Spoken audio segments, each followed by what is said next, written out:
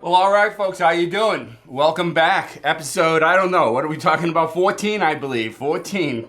Been doing this for a while. And again, once again, folks, bringing the best and the brightest guitar players in the planet. And I say that truthfully because Boston is the best guitar city, in my humble opinion. Forget about Nashville and LA. Screw them. Oh, I shouldn't say that. Forget those guys. So I'm today with one of Boston's best. Again, another guy I've seen on Facebook for many years now. You just saw him playing and on that beautiful guitar, which we're going to talk about. It's just an amazing piece of work. So here we are, folks. We have Joe Feloni.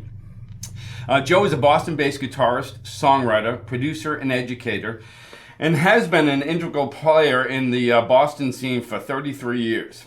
Joe has played in many bands over the years, as well as being a solo artist, playing his instrumental rock, new age guitar music. His style consists of many influences, combining blues, country, rock, folk, funk, classical, R&B, and jazz to put together a diverse catalog of solo material, as well as accompanying many artists as a sideman in the studio and or live in these diverse styles. Joe is currently working with local Boston music scene rock icon Hirsch Gardner, whom is going to be on our show, I think on the 17th, October 17th, a few weeks from now. And he was from the famous band New England at the time, which was a big band in the 80s. And he's also doing this fusion trio Dig Bater. Yeah, Bater, okay, as well as producing and writing with new up-and-coming talent, while also teaching guitar and music theory to students locally and abroad. And I want to talk about theory because, and I've talked about that in the show a number of times. It's sort of a secret weapon of mine. I'm able to usually, and I'm sure you're at the same level, especially a bunch of us who go to Berklee, they give us these sorts of great clues as to how to figure out music. Scientifically in a way that you can figure it out and play over it. Oftentimes I'm going to a gig and I got to learn a song and I didn't have time to learn it and I'm listening to it. Mm-hmm. And because of my harmonic background and the background a lot of us got at Berklee, we're able to figure something out without even playing. So you're teaching kids that's great, and probably other guitar players. Joe's guitar playing is a mixture of strong melody, as you can see, and we'll talk a little bit about that, and how you went in a divergent sort of path compared to a lot of your other sort of compadres in the late 80s at Berklee. Again, great technique and emotion that only hits you in your ears, not only hits you in your ears, but resonates straight to your heart. So, hey Joe, how you doing? Welcome nice to the show, and welcome this is out awesome. here to the boondocks of Norfolk, Massachusetts. Oh, it was a nice ride. Have you ever heard of Norfolk, Massachusetts before Yes. this? And that's not because you have friends in Norfolk.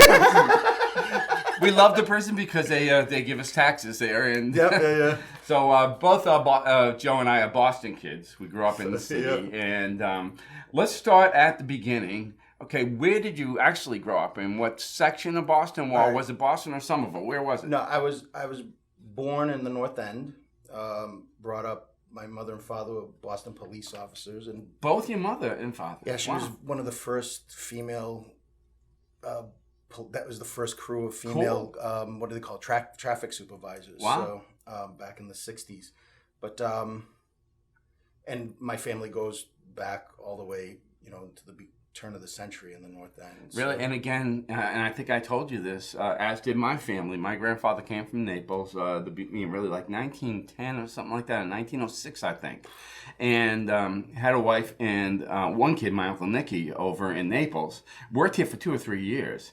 And then opened up a meat market in the North End. And then eventually, and that's how the Italians did it at the beginning of the century. And they go back and they go back and they bring back, and I have records in 1920 of my uncle my grandfather. You needed sponsors to come to the country. Then. Right. That's how that worked. You had to come and earn it, and then you could sponsor someone to come. And it's a process that worked. I mean, it's something that I wish we could make things a little bit simpler today and not argue with each other. I'm with you, man. And then sometimes with music we can put it together. And so my grandfather became pretty successful and bought a huge piece of land in Allston.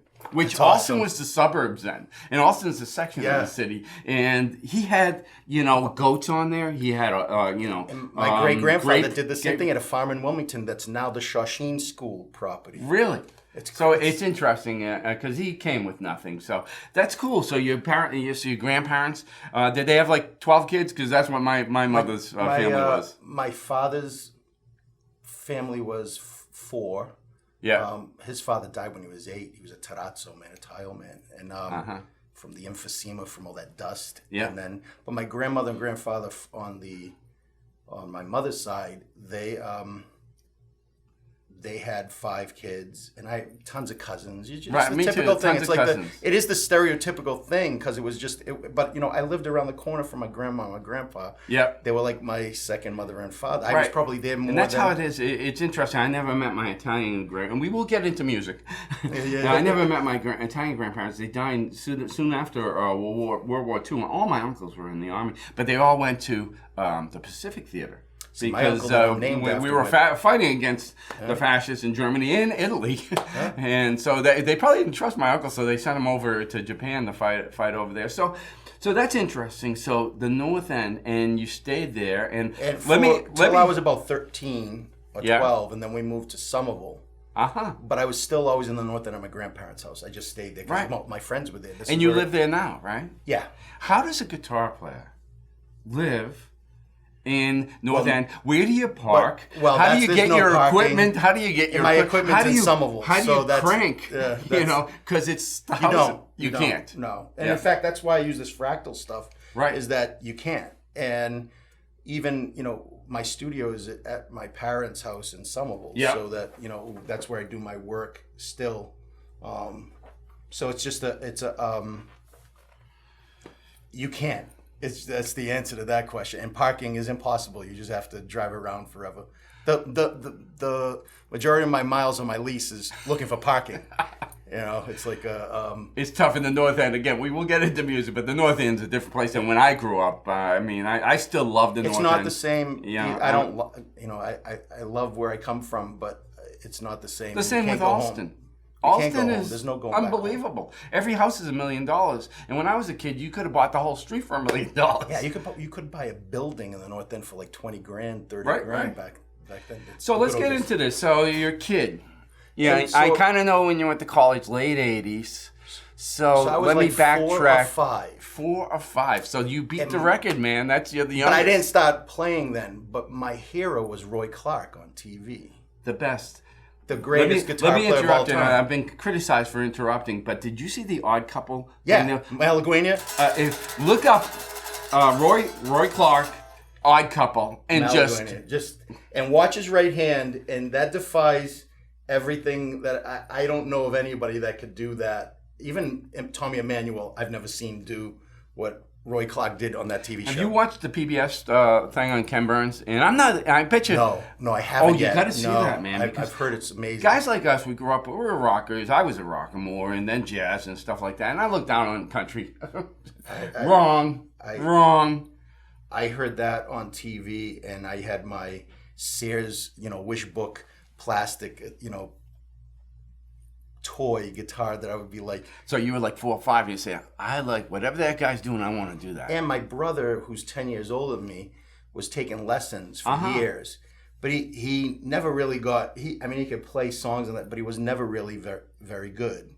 And how I kind of used to get offended that I couldn't play his guitar unless I sat on his lap and he helped. Oh, yeah. I don't know what would like makes a 4-year-old think that like he deserves to hold a guitar. Like I don't know. And what happened was when he would go out on dates when I was around 9, I would go and get his guitar and I'd try to listen with the the phonograph record. It's like the good old days. And how old were you then? 9. 9.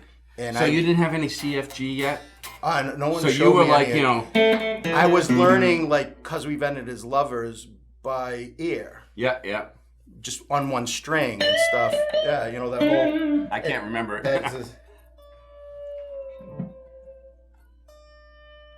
Oh, so you great volume, not using the volume pedal. It's like all that stuff. I just remember hearing that. And I can say that even as a kid, my biggest influences were like musically, just loving music was my mother and my mother loved Tom Jones, so I loved listening to Tom. He's still the greatest. Unusual. My mother loved Tom Jones and Engelbert Humperdinck. Yep. And Neil Diamond and Perry Como and of course Frank Sinatra and all that stuff. My mother. So we have actually, it's like it's all the same stuff. But then I heard the Muppet movie soundtrack. And I just, to this day, I still love that, because this is the stuff that you, when you're young, you take in these things, and that stays with you forever. And I remember I was listening to that so much, my brother broke the 8-track tape because he was just sick of. Let me guess, are we talking early 70s? That was like 76, 70, okay, somewhere around there. And when I heard that song that Jeff Beck was it was crying to me. I'm always like a sucker for a ballad and singing melodies, and that is how I started. And then what happened was one night my brother came home early and caught me, and instead of beating me up, he noticed. Is your brother still with us? Yeah, So this is it's my brother's fault. He's going to be watching this now. My brother actually saw that. He was like, oh my God, I've been working for 10 years and I can't do what he does. So he bought me a guitar and paid for my lessons. Wow. And he was like 19, 20. He was yeah, like 10 and years old. And it was against my parents' wishes too, because that's noise in the house, Right. It's like you don't want paisans don't want noise. And because the landlord's downstairs, there's that stuff. So, but then I got lessons. At that time, my brother became a stockbroker at E.F. Hutton, and there was a guy that went to Berklee that was the male guy at E.F. Hutton. And so he had him. His name was Bruce Radke. Typical Berklee grad. Yeah. No, but that's like that. And so he came to my house and he showed me a few things. So that's where I started learning like a pentatonic scale and and 10ish, 11ish. Probably, yeah, right. 11. Like 6th, 7th grade. Yeah, and I had already gone through, like my brother showed me bar chords and things like that. And I was just listening to records, getting your ear, just not having any help, but being left to like, here's the tape. My brother would buy me a tape and he goes, listen to this and try to figure it out. That's how we did it. We didn't have tab or stuff like that. And I remember then Journey in the 80s came up because Neil Sean's one of my biggest influences. I remember, something as simple as like "Don't Stop Believing," but that lick, when you're 11, that starts out as it's the Meow Mix commercial, right. And I said to my mother thinks I'm going meow meow meow meow meow meow meow meow meow. I'm like, no, that's Journey, and. It took a couple of years to get it to speed, but that's the thing. Like I try to tell students is if you're passionate about something, you do it every day till you get it. Right. And it's not. I don't care if it's tennis. The guitar is nothing in the craft is easy. Tom Brady's still learning how to throw a football. Right. He hires people to teach him. He's got coaches. It's like that's something that's what's so great about music. There's no destination. It's a journey. Being a musician is being a student of music. Mm-hmm. And every door you get through, there's 1,000 more doors. I couldn't do anything that would be the same thing every day, Mm-hmm. you know. And I learned at that time, because I was also a really good, you know, athlete. I was a good basketball player. That as much time I spent on the court, I spent in the room practicing the guitar. Those are the two things. I had a gig bag and a ball. You know, I was made fun of by everybody. I was football, baseball myself. Yeah, you know, I got made. I wish fun I had of. all those years and put them more into guitar. In some way, I had some great experiences with basketball. So did you play for B? And okay, so yeah, I want to get into your high school sort of thing. So BC High is where, like, then I had another teacher. We're at the North End Union, which was the youth club in the North Let End. me interrupt you there. I taught at the North End Union. See, that's in the early 70s as a Berklee student. That's what I in had the as a summers, it was a group class of like 10, Wow. 12 people. And I did it for a summer, like 5 weeks, 6 weeks, and it was pretty cool. I was fortunate enough to have a student come from Berklee that was a private teacher. It was $5. Right, $5. Back then was a lot. Like it was something $5 that, is like $50 today. But I remember his name was Damon Lescott. He played for Meatloaf, and like he later, you know, graduated and did great things.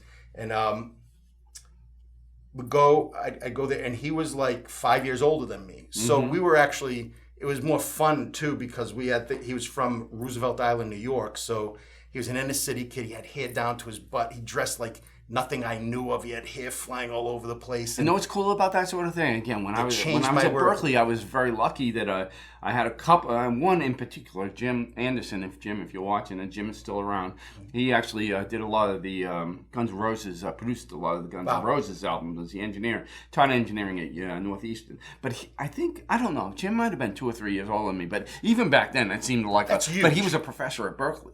Wow. But it was what I thought was cool is he could teach me that Steely Dan stuff along with Autumn Leaves. Right. You know? And we would skip a lot of that stuff and say, let's focus on, Jim you know, was too. all that kind of stuff.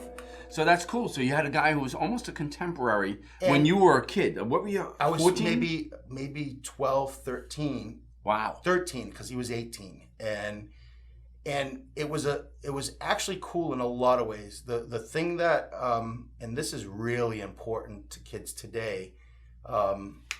Damon would come with cassette tapes of music I never knew existed.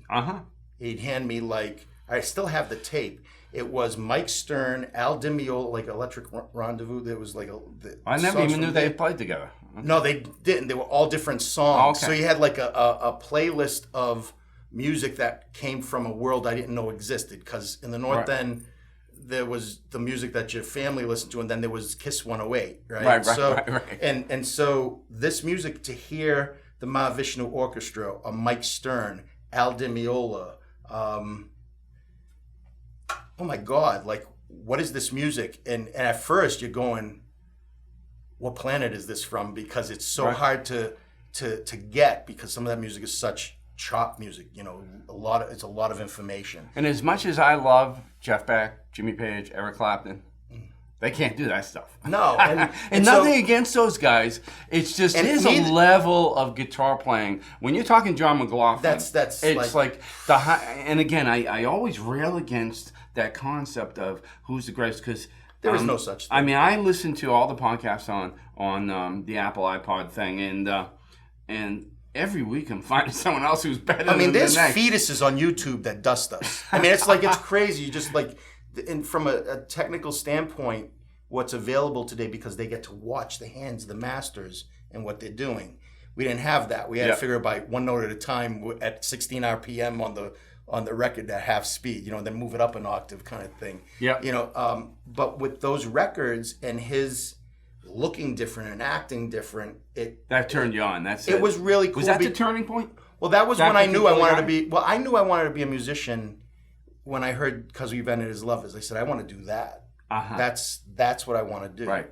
And so from that point, and that's like a moment of clarity. I don't know. Like, I have friends that still don't know what they want to do with their lives, like what their vocation is. I knew from the 9. I was the same way, man. It's like, I want to be able to someday write a song that's like that, and that makes people feel like this makes me feel. Yeah. And even at a young age, I didn't have the technique at all, but I had a big muffin, a little Yamaha amplifier, and I used to go over to my friend Charlie's house, who was a drummer, Yeah. And I'd be able to stomp on that and express how I felt. It was And that probably was all in the the wrong North End. notes. Yeah. And how was that when you got the drums going? It was so cool. With all the, the Angelos and the Tutters downstairs. Oh, no, Hey, but his stop mother it. was really cool. She let us jam down the basement. And that's another thing to skip. There's one thing that was like a moment of like, that created the addiction was there's a bass player, a North End guy, his name is Mark Petrigno, who was in a band called The Tears back in those days. And he's my brother. He's actually older than my brother. He's like a little bit older. I remember I was 11 and Charlie was 11, my drummer friend, and there was this keyboardist that we were playing with that was, just taking lessons. He got together in a basement. Imagine being like 23, 24, 25, right, and going in a basement with 13-year-olds, 12, 13-year-old kids and teaching them how to jam. I remember it was Hang On Sloopy was the song. That right? is so unusual, he did Joe, that. And he sang, and then he goes, all right, Joe, solo. And he's playing, and I get to solo. I go, all right, now, keyboard, solo, right? And it was something that, after that, we were so high from adrenaline that you knew, like, oh, this is what we want to do, And that's how easy something so simple as doing that can inspire. Like, I see him every night. He owns the corner store on Hanover Street in the North End. I see him at 2 a.m. every night. And I thank him. It's funny. That is just such an unusual and helpful sort of thing. I teach at a place called Highland Conservatory. I'm just got a few students there, but they have those sort of ensemble classes, which we didn't have. No. And another place, Band Gig, does it over there in Dedham. It equates me to playing football out in the street. That's how we learned as musicians. But having some adult supervision, that's unbelievable. It was he didn't realize, nor was he a schooled musician. He doesn't even know the names of the notes on his bass, but he had a great ear and played. I mean, he was, his records were recorded by Eddie Kramer, and he was doing really well in the local scene, but he was not a schooled musician. He was a rocker. Isn't that miraculous? I mean, really, if you really dig into, I don't want to go on a tangent here, but Paul McCartney and John Lennon, some of the stuff that they wrote. Again, I don't want to get into us too much off, but I was reading an article recently about how all the pop tunes are sounding the same, and then people are getting sued because they're using the same chord tones. 1-6-4-5. 1-6-4-5. That's exactly Ed Sheeran's entire career. So let me just do it. That's Ed Sheeran's song. Yeah, I did a stint with the Platters, and that's it's all the doo-wop songs too. Or it's like, but it's the same sort of. Do you know the Beatles had 21 hits? Do you know how many used 1-6-4-5? One. Let It Be. That was it. That's the thing that, like, going back and looking at their songs, and I wonder if George Martin was helping the guy in the room like Mark was to us. I don't know, man. But he definitely was. But they were very curious musicians, and I think they went and listened to things like they probably were listening to Irving Berlin and the Gershwin brothers, but they were also listening to Hendrix, and they were listening to the rock and roll dudes and the blues artists. Because their first album was blues, like it was like our black artists. Right. But they changed. They evolved with time, and there's got to be something said about that competition between the two of them to one up each other. And there's a great shot because one's a lefty, one's a righty, and they're looking, they're mirrors of each other, and you can see how that. And if you listen to any interviews from Paul McCartney, he says, yeah, John would come back with like.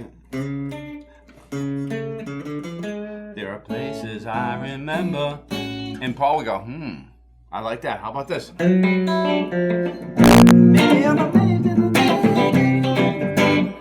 then the other one, here I stand, hand in hand. They just keep on. Oh my God. And then Let It Be. It goes on forever. So, and imagine being George Martin in that, too. Like saying, wow. And what's interesting is they brought his 14, 15, 16-year-old kids. They brought 100 songs to him on the first thing, and he threw out like 98 of them. Well, that's the thing that one thing that people don't realize about musicians, and this is even the same thing with athletes or any craft whatsoever.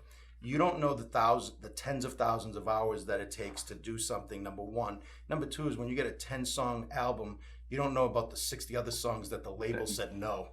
You know, and that's why I've said to kids, it's like, go out and play. Screw up. You know, it's what I call scar tissue. Do you think Tom Brady got to where he is without throwing a whole bunch of interceptions? It's difficult to write a bad song as it is to write a good song. Just write.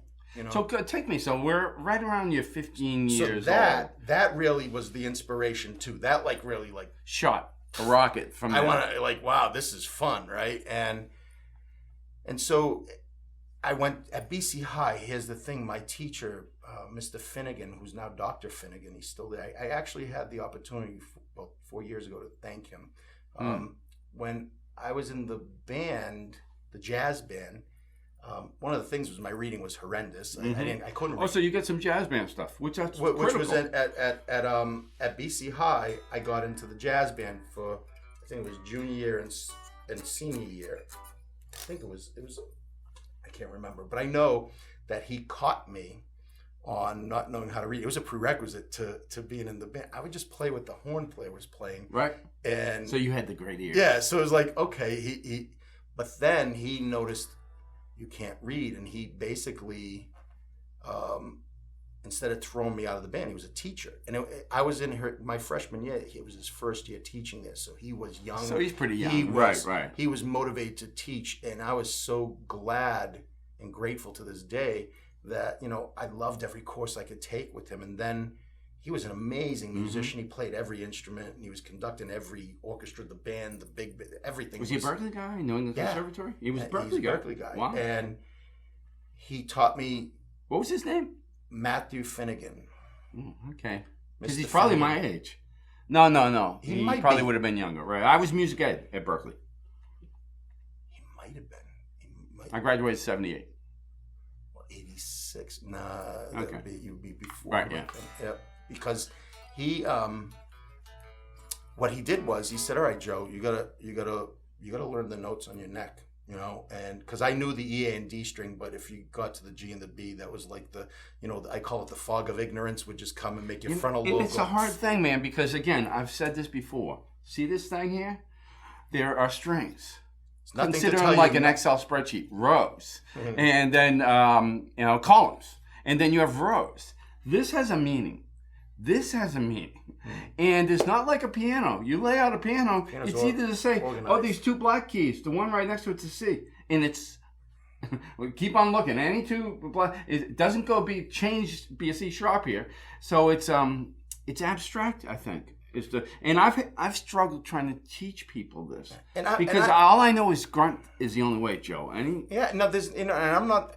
I'll admit to this day. I mean, I left Berklee being able to sight read okay, which is all you need. And I'm not a sight reader now. I won't say I sight read. I can read music, but I don't sight read. I don't do that often. So I'm not. I can only preach that which I am capable of doing. But I do have to say this: knowing how to read music opens up a world that is like totally black and dark to you until you have that opportunity. And you can make a lot of more money. Well, in different situations. If those are the situations you want to do, if you want to be in an orchestra or you want to be playing music where the moment you get there, they just put a piece of music in front of you and you're playing and you don't have to worry about the stress of memorizing things and working on things over and over again. And, there's so much that does for you. And it's something you should learn. But if you don't, that doesn't mean you can't play music. You shouldn't. I think we need to really tell people in this day and age to enjoy playing an instrument, whatever it is. I know that guitar is going down. I'd like to talk about that a little bit. I was at the NAMM show last year, and one of the things I saw in the educational presentation of things was they're doing a lot of ukulele stuff in school because it's easier for kids to play, right? And it might influence them into moving up to the guitar. Not a bad idea. And I think that's a good idea because the one thing, I have a 5-year-old student. It's the first time I've ever taken on someone 5-year-old. He just turned 6. He was like 5 and a half. It's just like little fingers. But he was. What's he got? Is he got like a baby Taylor or something like that? He's got a nylon string mini guitar. Okay, nylon is good. Yeah. And I got him playing like what do you call it? And he's playing it. It's like in his family sits with him and helps him practice. There's something to be said for that. And this kid it's wonderful to actually have experience the energy of someone so young, enjoying playing the guitar and having that 5-year-old, now he's 6, spirit, because we need to do that. Music is important.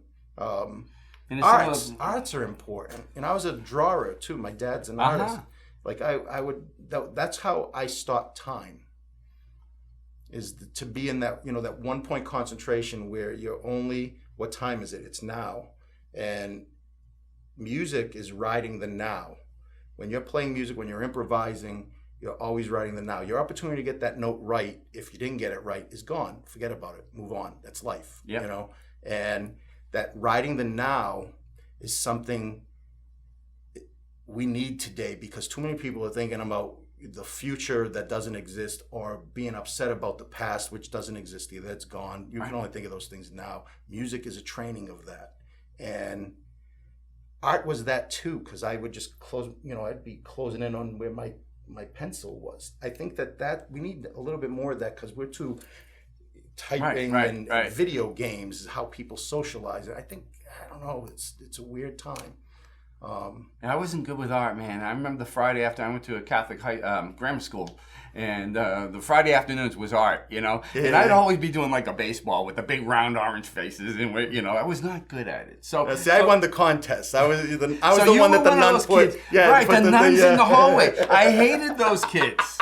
They were like, look at how good they are. I was one of them. Sorry. I was like the only kid in my grammar school to get into Boston Latin School. So, it was, that was some That's sort of a feat. But the net about it was I was a horrible handwriter, which led to my horrible art. And the nun, Sister Leone, may she rest in peace, gave me a hat to wear, a king's hat that said WWW, World's Worst Writer. So that's how... Yeah. So I've been put in. You get put underneath the chair, underneath the desk for being in trouble. So you're BC High, and you don't look like a BC High guy. Those BC High guys. They got. I don't look like they I named look then. Chad and Todd. Were you I went there a little different as a BC High kid, a rock and roller? Well, I was actually an athlete. I was a really good basketball player. So you played for BC High basketball? And then I fractured my ankle and tore my ligaments in my ankle. That's serious level sports when you're playing for Latin or BC High, any of the big high schools. Yeah, that's a big deal. And I was a Pepsi guard? I was a guard, I was a Pepsi hot shot. They call that kind of stuff. So you were a ball guard or a shooting guard? I was the point guard. Cool. And so those disciplines at BC High were the things that I really was working. I was not a good student because I was too busy either playing basketball, playing my guitar. You can't fool around at BC High. No, just you get like an F, you're flunked out. You got to do the work. You get an F, you're out. Actually, they would tell you, because they'd tell you your grades, and they say, Mr. Fulani, could you report to the office with your books and belongings? Because that would be how you would ask to leave, and they take your tuition, which was not cheap back then. It's not cheap now. It's like almost 20 grand. 20 something. It's more, I think. It's crazy, but it's like that kind of thing. But I survived it. I got through it. I did everything I did to pass, and the discipline of that education was the greatest thing. I'm so grateful for my parents. Yeah, and to interrupt you, then my nephew graduated 3 or 4 years ago from BC High, and the guy was the Joint Chief of Staff, was a BC High grad. He was the speaker. I forget his name right now. He's about my age, graduated in the mid-70s or so, and I was blown away by what I saw there in the graduation. It was just, this is an impressive school. Yeah, and my girlfriend's son graduated BC High about 3 or 4 years ago, and that's when I got to see Mr. Finnegan. He was conducting the orchestra. And what did you say to him? I went up to him, and what was wow was, he turned around and said, "Joe, I don't look anything. I had hair, and I was skinny, and and he had, I guess he followed what I've been doing. Mm-hmm. Oh, really? He just doesn't let you know because he can't, because you're a teacher. Right. And I just said to him, I said, I just want to thank you because you were a teacher. You could have thrown me off of the jazz band or not done anything. You helped me build a foundation to my life. Like my experiences are because of some. I of the hope things. he sees this, man. And he was like so grateful for that statement. And it's important. Like I got to meet I recently I've gotten to thank people who taught me.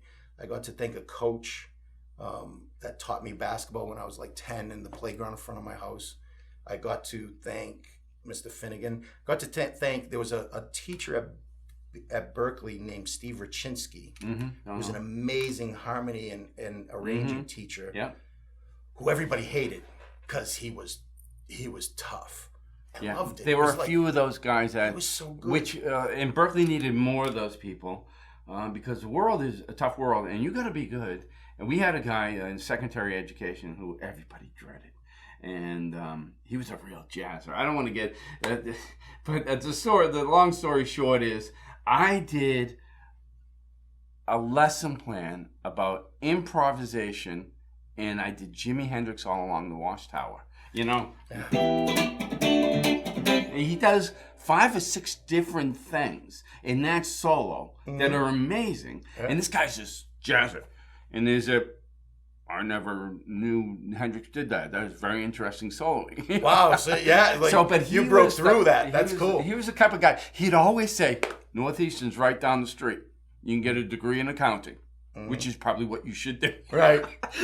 That's what my first Damon told me. So maybe you should become a businessman. Let's get through. So you go to Berklee, right? And so Berklee, I was there for being. I think it was I was a performance major, but I didn't go there to graduate or to do their thing. Which is typical of Berklee. I wanted to know the information that I needed to know to be. There was a couple of things, like Steve Lukather was an idol of mine.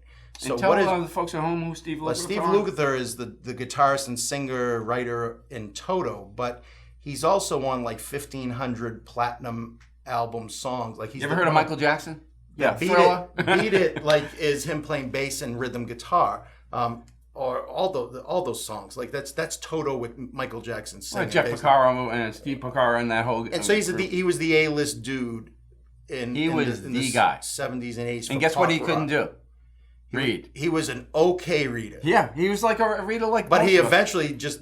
You didn't get hired to read. I want to interrupt, but guitar players learn. We start like this. We start by actually playing. Where horn players start by looking. That's an F.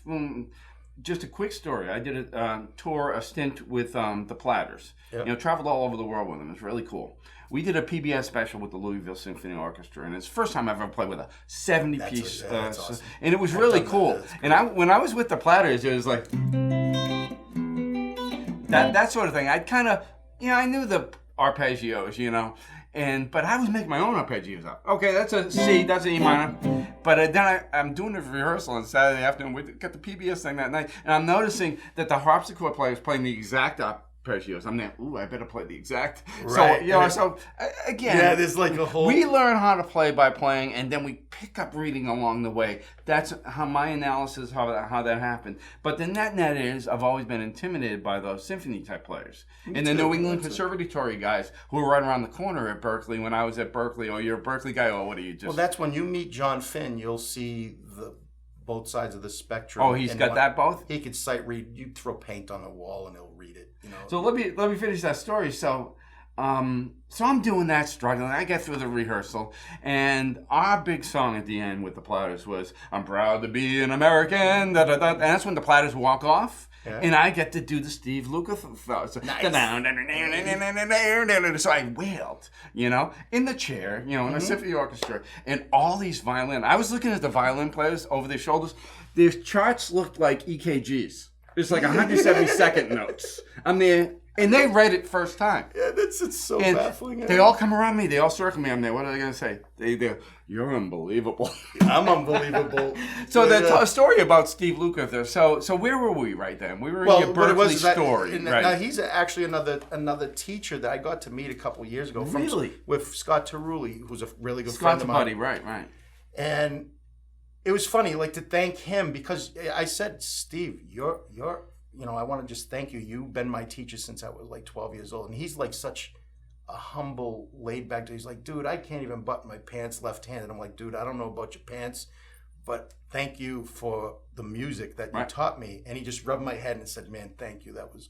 He's. Have you read his book? Yeah. We see all real guitar players read. I read all the books. You know, the I'm always Hitmaker looking... of with what's his name, the piano player, the producer, the Hitmaker. That's a great book. If you. I don't know if I've read that one because I read them all, man. David Foster. I'll check that out. Read that book. The stories in that are funny. So you said something interesting because you were at Berklee 10-ish years before I was, when Berklee was really a sort of a jazz school, and I was a jazz hybrid rock guitar player. Which is, the funny thing is, I graduated Berklee and I immediately went on the road for 2 years with a show band and had to learn how to play like rock and R&B soul stuff.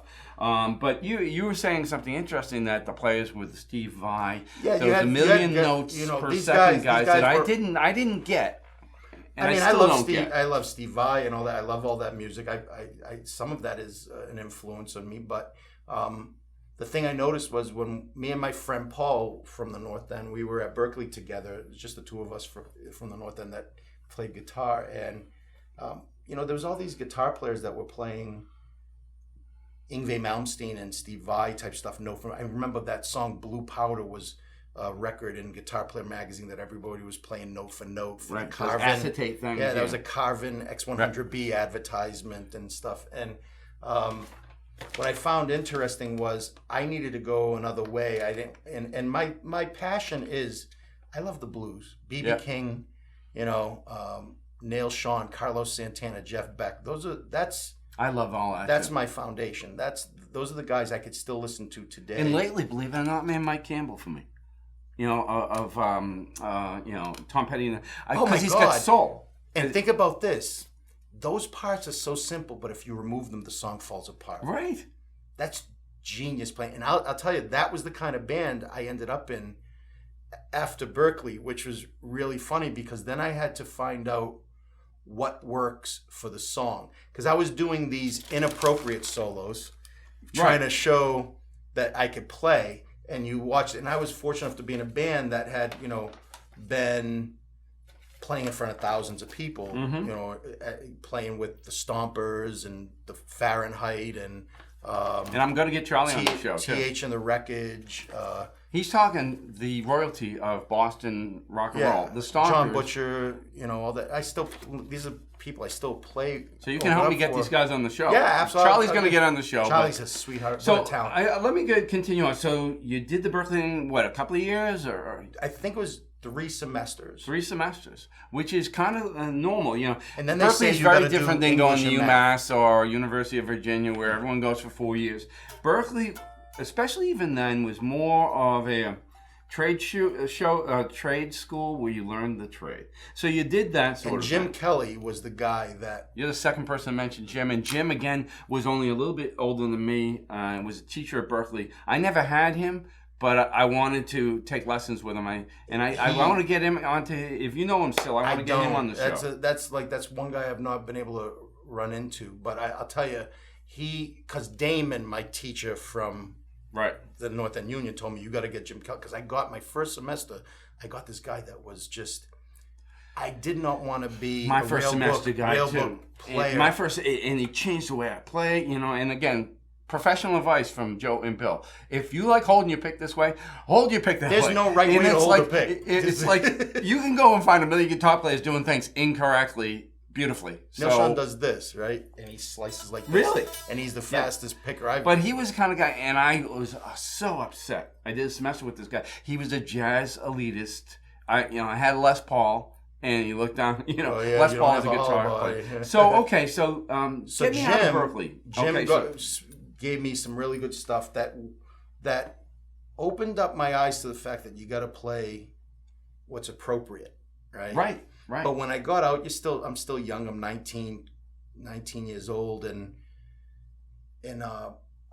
I got into this. One thing was I hooked up. My brother was friends with the owner of the channel. I don't know if you remember. I played the channel many times. And so the owner he also had a management company. So he would send me out on auditions just for auditioning, not to get the gig, but just to learn how to audition and stuff. Right. And then the guy that worked in the channel that was a booking agent was this guy Brian. I love it. He's like a brother to me. He had a band. Is he still around? He lives in Florida now. He was smart. He went down where it's beautiful. And but his band was called Me and the Boys, and they had worked a long time to get in a position where they're playing with NRBQ, the Radiators, all the like big bands that are drawing 1,000 people or more. And so that was my first gig, was playing in this band where all of a sudden it's like roots rock and roll Tom Petty meets Bruce Springsteen, but with a little bit more country to it. And all of a sudden all these modes that you learn and all this like Lydian flat 7 and alter and all that. There's no place for that here. Right, and it's interesting. You saw the amazing chops and chops are the way how people play that Joe has. Oftentimes, if you're backing up a Norah Jones, you don't want to do that because it won't fit. You're I don't know what the analogy is, but it's like being a race car driver but working for the MBTA. Don't do the race car driver moves if you're driving a bus. It just doesn't work. And so what I discovered, and this is what's cool, I was 19 or 20. Right. These guys were babysitting me. These guys were 10, 12, what 13 an years. amazing thing for you to learn from, though, man. And so playing all these gigs, they did not dictate to me what to play. Just make sure you know the songs, right? Right. But eventually, over time, you realize, come up with a good solo that works for the song and play it every night, because that's what's right for the song. Do the song right. And I had an epiphany. I remember doing like crazy solos and you don't get any response, but then I remember playing a Chuck Berry lick, going like, yeah, and girls going crazy, and I went, oh, wait a second, there's something to this. So it's not, you're not getting paid by the note, and you're not there to prove to people you're a good guitar player by showing your technique. You're there to be good for the song, and the rest, let the chips fall where they may. Right. It doesn't matter. I mean, you listen to Steve Lukather on one thing when he's doing Toto, but you listen to his solo albums, it's very different. Every one of these heavy guitar players have their own solo albums that maybe sell 1,000 copies to 2,000 copies, only guitar players buy. But when they're in the job, again, it's like being a plumber or electrician. You do the job. So, again, a couple of things. So take me through those heavy bands. The Stompers, Sal Bagode. It was famous. Buddy of mine, if you see on my Facebook, right. There's a picture recently of me next to him. We look like twins. Did you know Joe Rizzo? Great I know drummer. The name. Yeah. He was. He was with the Del Fuegos, wasn't he? No. Joe is like a jazz guy, but he's buddies with Sal as well. He's a paisan from East Boston. Wait, white hair. No, totally balder than you. Then I don't know. Joe is as good a drummer, but he was. So tell me about Sal, because Sal was playing Bun Ratties at that same sort of time in the early '80s. Yeah, I mean the Rat and all that. I got to meet him through Brian, who was the leader of the band. And later, the Me and the Boys thing turned into the Brian Washburn Band, BANED, which I got my drummer and bass player, and we hooked up with him and another singer. For backups, and we did a different thing, which was more what Brian's. It was his music, and we kind of funked it up in a way that was probably not appropriate. I tend to believe we should have been more country, but we did our thing to it. And Brian he's such a great writer. He just went with the flow, and we were a great band, But and then I got hungry to do the instrumental thing. Yeah. And so what's funny about that is my first record is called Tao of Me. And how many albums do you have?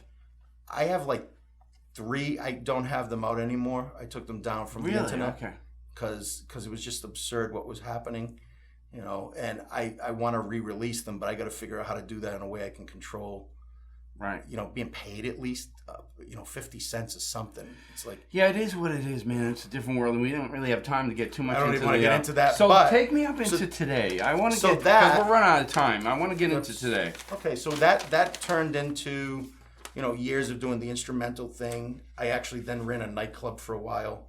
And I took some time off of music, ran a nightclub called the Sky Bar in Somerville. What was really cool about that was I started, I booked and mixed. I'm also an engineer and a producer and, and a mixer and stuff. So I had mixed, and I had actually worked at the channel as an engineer for a couple of years as well. So I was doing everything. I learned to Did you ever run into Whitey? Yeah, well, I don't even want to get into Let's that. not talk into that. But and the thing that was really interesting is booking artists. I learned from how the channel, which was the greatest club on the planet, how you had to earn it to get a good night. And I was trying to teach. And I was doing 5 and 6 band nights, and that was tough. It was a pecking order. Yeah. And the cars were in that thing. There were a bunch of the bands. And you had to draw to get to the Friday and Saturday night. Right. And so I was trying to express that to the kids today is like, it's a mutual agreement between, like, you don't have to hate the bar owner if he's not happy if there's no one in his bar. He's got to pay the rent. Right. So your job is... He's got to sell drinks. And the owner of the channel who had that management company gave me a bit of information when I was like 18 that was... Yeah. It was kind of like the shooting of the idealistic balloon of reality was, if you want to make it in the music industry, there's two things. One is, Joe, no one cares if you're the greatest guitar player in the world. Doesn't mean a thing. You better know how to write a good song. Right. If you don't know how to write a good song, it's all about the song. No one cares. Right. Secondly, have a lot of friends that drink, because if you have a lot of friends that drink and you have them come to the club you play, you'll always have a place to play. Right. Right. And when you're young, you don't realize that even Bruce Springsteen, if he doesn't bring in people into Gillette that pay $9 for a water, he's not going to get Gillette anymore. Yeah. You gotta maintain that the finances. It's the way it works. It's interesting when you think of that. It's about the song. You think of the great blues guitar player Eric Clapton. It's like, what's he known for? He's known for being a great guitar player, but he's got good I don't know, songs. like 50 hits. Yeah, it's about the song. We don't speak of any of the guitar players who are great who never wrote a good song. Right. And some of them end up being the second guitarist. I love Joe Perry. Right. But the other guitar player is amazing too. Brad Whitford. But he doesn't write the song. Right. It's the Steve. Well, you think of Journey. Yeah. Think of all those great songs. And again, I think Neil Sean's solos are the whipped cream on top. Oh God, yeah. They just fit perfectly because he knows to continue the melody into the solo. So take me into today. We got like 5 minutes. Okay, so today... And you're going to be back in 2 weeks with Hirsch Gardner. With Hirsch. Right. So I'm playing with Hirsch Gardner. I've been doing duo gigs. That's a big name in Boston. Doing duo gigs with him for about four years now. And then we put a band together, so that's the Hirsch Gardner Project with,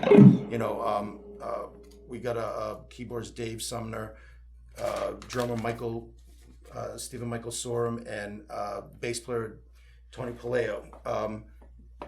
We do that, and then I'm doing a trio with Tony from that where we're putting together music. We're playing the NAMM show. Which NAMM? Nashville or LA? LA. Oh, really? Cool. And, how'd you get that gig? I played NAMM in Nashville 5 years ago, and I got it through the Berklee alumni site. Tony's endorsed with GK. And, cool. He helped me. I got when's that? January, right? Yeah. I might go to that. The 15th. I'm retired now, so I can go. So we're playing the bass bash. Like I'm a Tsunami Cable endorser, and we do that. And, so name the people who are endorsing you. GHS Strings. Yeah. And today I'm getting a G&L guitar in the cool. middle. I'm looking forward to singing that. Yeah. And then I'm also... I got videos for you to show. Is like I'm also working with other artists. Like I got this fabulous singer that was a student of mine years ago, Vanessa Salvucci. Oh, I know her. We do stuff. I haven't gigged with her yet, but I have my own duo, and I'm working with the best female vocalist in Boston. And I've called her a few times when I was stuck, but we haven't worked together. She is, and she's from the north she's of from Boston. Medford. Yeah, and I've been working with her. There's a number of videos on YouTube where we've done some Christmas stuff. I heard that. And we've written songs together. We're putting something together now too. So there's I got a bunch of cool things happening. Don't ever wanna lose ya.